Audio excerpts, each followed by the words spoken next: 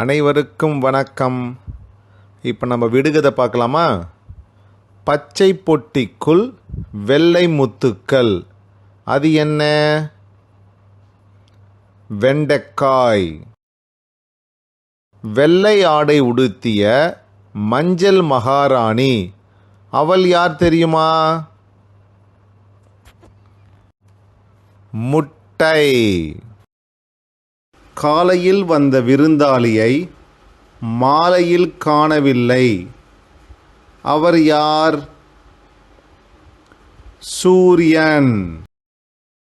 அடுத்த விடுகதை என்னன்னு பார்க்கலாமா?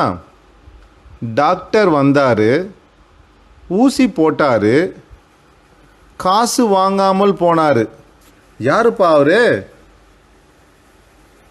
அவர்தான் கொசு.